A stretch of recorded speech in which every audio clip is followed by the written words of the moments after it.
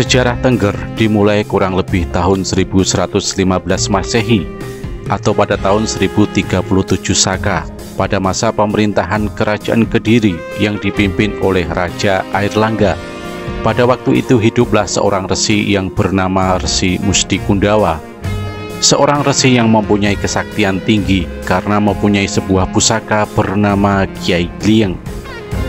Setelah diangkat menjadi senopati, Musti Kundawa berganti nama menjadi Resi Kandang Dewa.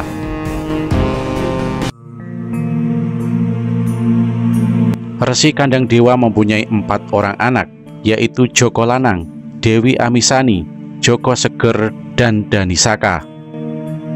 Dari keempat putranya, Joko Segerlah yang mewarisi ilmu dan pusaka Kiai Glieng dari sang ayah, sehingga menjadi pendekar pilih tanding. Pada masa Kerajaan Kediri terdapat sebuah kadipaten, yaitu Kadipaten Wengker, yang dipimpin oleh Adipati Surogoto. Adipati Surogoto mempunyai seorang putri cantik yang bernama Dewi Ratnawulan. Sayang, Dewi Ratnawulan menderita penyakit yang tidak kunjung sembuh dari kecil hingga dewasa. Berbagai upaya dilakukan oleh ayahanda, namun tidak ada seorang pun yang bisa menyembuhkan putrinya tersebut. Adipati Surogoto pun merasa sedih, begitu pula seluruh rakyat Kadipaten Wengker. Akhirnya Adipati Surogoto mengadakan sayembara untuk menyembuhkan putrinya.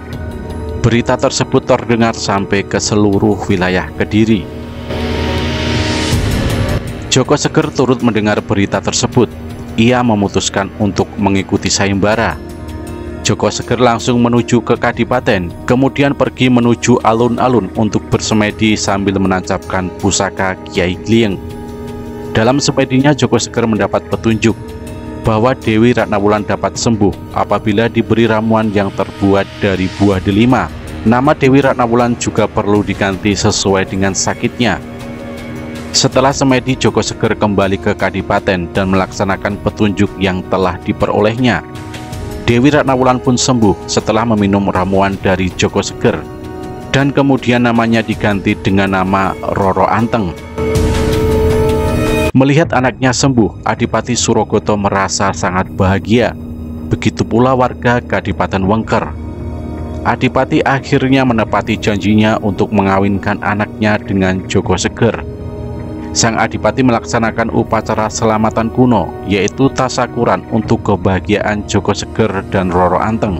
Sampai saat ini tradisi upacara kuno masih tetap dilaksanakan oleh masyarakat Tengger.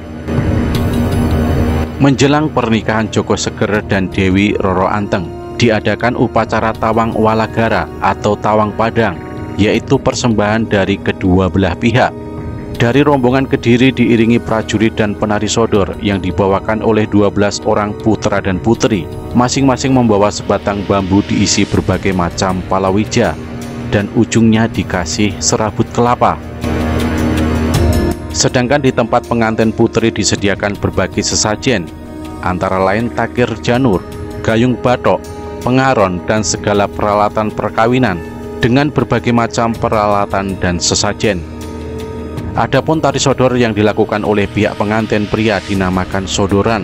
Selanjutnya, untuk mempererat tali persaudaraan antara dua keluarga, maka Joko Seger dan Roro Anteng beserta kerabat diharuskan saling mengunjungi satu sama lainnya, yang sekarang disebut dengan dederek.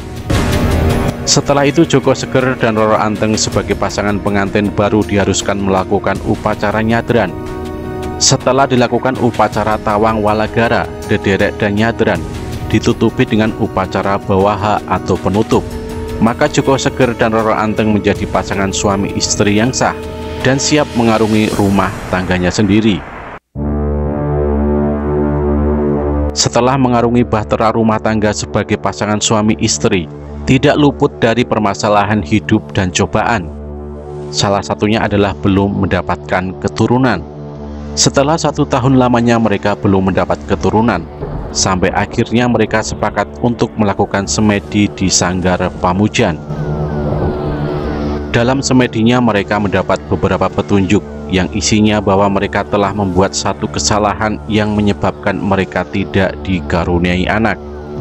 Untuk menebus kesalahan mereka harus mengadakan upacara selamatan sepasar pada bulan Mangestin, mengadakan sadulur papat kelima badan dan mengadakan sesuci, serta melaksanakan tolak brata selama 40 hari 40 malam. Dari petunjuk inilah semua upacara yang dilaksanakan oleh Joko Seger dan Roro Anteng menjadi awal dari pelaksanaan upacara adat pujian kapat sampai megeng dukun pada bulan Kapitu, di mana para dukun mengadakan tolak brata untuk penyucian diri dan mengasah japa mantranya sampai pujan. Dalam melakukan tolak brata, Joko Seger dan Roro Anteng diberikan petunjuk. Apabila ingin mendapat keturunan, mereka harus bersemedi di gunung yang diselimuti kabut di daerah Oro-Oro Ombo, yang kemudian oleh Joko Seger dinamakan kawasan Gunung Bromo. Setelah turun dari semedinya, mereka segera mengadakan persiapan untuk mengadakan perjalanan menuju ke daerah timur. Sampailah mereka ke hutan belantara. Karena keadaan yang sudah malam, mereka menginap di hutan tersebut. Mereka berteduh di bawah pohon yang rindang. Tiba-tiba seekor singa dan seekor kera menyerang mereka. Dengan kemampuan pusaka Kiai Glieng, kedua hewan tersebut menjadi jinak dan daerah itu diberi nama Ludaya. Perjalanan mereka diteruskan dan mereka dihadang seekor macan yang galak. Terjadilah pertarungan Joko Seger dan macan tersebut, sampai akhirnya Joko Seger dapat mengalahkan macan itu, dan oleh Joko Seger daerah itu dinamakan Gembong. Perjalanan kemudian diteruskan ke arah timur di Dukuh Grati. Mereka kemudian meneruskan perjalanan sampailah di suatu tempat. Mereka berdua mencium bau tidak sedap. Kemudian daerah tersebut dinamakan Banger. Banger inilah cikal bakal daerah Probolinggo. Setelah itu mereka meneruskan perjalanan. Di tengah perjalanan mereka melihat gunung sangat tinggi. Letusannya sampai terdengar ke seluruh daerah. Gunung itulah yang dinamakan Gunung Songgolangit atau Puncak Besangit. Setelah 1 bulan perjalanan, sampailah pada bulan Pandrawan. Joko Seger dan Roro Anteng berjalan naik dan sampailah di hutan belantara. Mereka merasa heran dengan keberadaan pohon pisang itu dan menamakan pohon pisang itu dengan sebutan Tuwuhan, dan daerah tersebut dinamakan Jurang Pengantin. Kemudian mereka berjalan naik dan melihat hutan yang ditumbuhi oleh pohon kecil seperti tembakau. Daerah itu dinamakan Pomahan Bakau. Mereka sampai di atas puncak bukit pada tengah malam. Mereka melihat keramaian orang yang membawa obor. Akan tetapi setelah didekati, ternyata hanyalah batu-batu di atas air yang memantulkan sinar bulan, sehingga terlihat seperti banyak orang membawa obor. Daerah tersebut dinamakan Watu Kuto atau Batu Kota. Pada tengah malam mereka melihat daerah Oro-Oro Ombo. Mereka segera mempersiapkan diri untuk bersemedi. Dari perjalanan yang sangat panjang dan banyak menemui kendala dan rintangan, sampailah Joko Seger dan Roro Anteng di Oro-Oro Ombo. Sebagaimana bunyi wangsit, mereka pun melakukan semedi.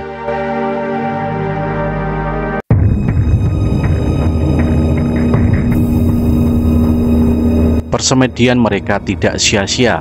Mereka berdua mendengar suara gaib yang berasal dari gunung di Oro-Oro Ombo, bahwa mereka telah lulus ujian dan melakukan lelaku dalam rangka memohon diberi keturunan. Oleh karena itu mereka dikaruniai anak sebanyak 25 orang dalam waktu 44 tahun. Namun ada syarat yang harus dipenuhi oleh keduanya. Mereka harus merelakan anak yang terakhir untuk tinggal di Gunung Bromo. Setelah mendapat petunjuk dari Betara Bromo, mereka kembali ke Kadipaten Wengker. Setelah kurun waktu 16 tahun, Joko Seger dan Roro Anteng dikaruniai 9 anak yang diberi nama Joko Ringgit, Dewi Sintawiji, Joko Klinting, Hadi Kawit, Dewi Jasing Jiha, Ical, Joko Linggapati, Cokro Aminoto, dan Tunggul Wulung. Pada saat melahirkan anak yang ke-9, tiba-tiba terjadi hujan yang sangat lebat, awan gelap dan petir yang saling menyambar. Melihat kejadian itu, Joko Seger segera bersemedi memohon petunjuk dari Sang Maha Kuasa. Dalam semedinya, Joko Seger mendapat petunjuk bahwa ia telah melakukan kesalahan selama 16 tahun karena ia dan keluarganya tidak pernah berkunjung ke Gunung Bromo. Untuk menebus kesalahannya, Joko Seger harus melaksanakan Numi Purwodan, yakni melakukan tuwah ongkek ke kawah Gunung Bromo. Setelah kurang lebih 20 tahun usia Joko Ringgit anak pertama, mereka dikaruniai 6 orang anak yang bernama Joko Penojati, Joko Baguswat, Joko Banurekso, Pranoto, Praniti, dan Tunggul Ametung.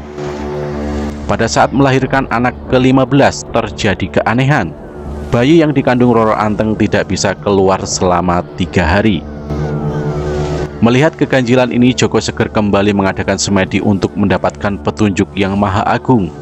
Dalam semedinya, Joko Seger didatangi Batara Narada yang memberikan petunjuk agar Joko Seger menepati janjinya, yaitu dengan menyuruh anak-anaknya yang sudah besar untuk bertapa di kawasan lereng Gunung Bromo.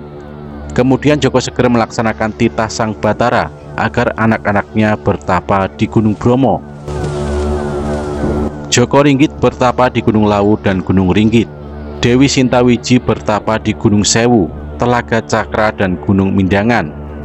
Joko Klinting bertapa di Gunung Puncak Tengking. Hadi Kawit bertapa di Telaga Gunung Sumber Semanik mencari manik-manikin. Dewi Jasing Jihan bertapa di Midangan Gunung Kursi. Ical hilang dalam kandungan dan telah bersemayam di Banyu Ates Jurang Pengantin. Joko Linggopati bertapa di Linggabuana Gunung Lingga. Cokro Aminoto bertapa di Indrakila Gunung Gendera. Tunggul Wulung bertapa di pintu masuk Gunung Bromo. Dan Joko Penojati pesan kepada anak-anaknya, lahirlah bayi dalam kandungan Roro Anteng. Dalam masa sekitar 32 tahun, Dewi Roro Anteng melahirkan anak lagi yang ke-16 sampai yang ke-23, yaitu Raden Mesigit, Puspo, Angin, Hadi Jengkat, Hadi Ningrat, dan Hadi Kesuma. Sesuai dengan perjanjian waktu bersemedi di Oro-Oro Ombo, anak yang ke-25 dibawa terbang oleh api yang membara ke Gunung Bromo. Dengan kejadian itu, Joko Seger memberikan pesan kepada anak-anaknya, inilah takdir yang harus diterima, dengan memintakan kepada keturunannya untuk mengunjungi saudaranya yang bungsu ke Gunung Bromo setiap bulan Asi, dengan membawa sesajen dan bekal makanan dan hasil bumi untuk diberikan kepada Kesuma yang berada di Gunung Bromo. Peristiwa itu kemudian dijadikan cikal bakal upacara adat Kasodo. Dalam pesannya kepada anak-anaknya, Joko Seger memberi tugas kepada Setyowati dan Satuhu untuk menjaga adiknya Kesuma yang berada di Gunung Bromo. Setyowati dan Setuhu disuruh berdiam di Banyak Pakis, anak Joko Seger lainnya di lereng Gunung Bromo. Setelah kembalinya Joko Seger dan Roro Anteng di Kadipaten Wengker, Setyowati dan Setuhu menetap di kawasan Gunung Bromo, tepatnya di Banyu Pikis. Pada masa itu sudah ada kelompok-kelompok masyarakat yang mendiami kawasan Bromo yang lebih dikenal dengan Pedukuhan. Selanjutnya Setyowati dan Setuhu dikenal juga dengan sebutan Kaki Emoh dan Nini Emoh. Pada waktu Joko Seger dan Roro Anteng melakukan perjalanan dalam rangka semedi di daerah Oro-Oro Ombo tersebut, mereka membuat tetenger, semacam catatan perjalanan beserta perlengkapan, serta mantra-mantra selama mereka melakukan ritual semedi, yang dimasukkan ke dalam jodok dan ditanam di sekitar daerah Oro-Oro Ombo, yang berisikan jimat kiontong, dan mantra-mantranya dikenal dengan Purwa Bumi yang dipakai oleh dukun tetengger pada upacara adat. Pada waktu kerajaan Majapahit diperintah oleh Raja Prabu Wijaya, di kawasan Bromo sudah bermunculan pedukuhan-pedukuhan yang dipimpin oleh Setyowati dan Setuhu dan juga keturunan putra Joko Seger lainnya. Di antara nama pedukuhan-pedukuhan itu adalah Wonongkor yang dipimpin oleh Dobledok, Jetak dipimpin oleh Safinoto, Nadisari dipimpin oleh Kidero, dan Pucung Gede dipimpin oleh Kerebek.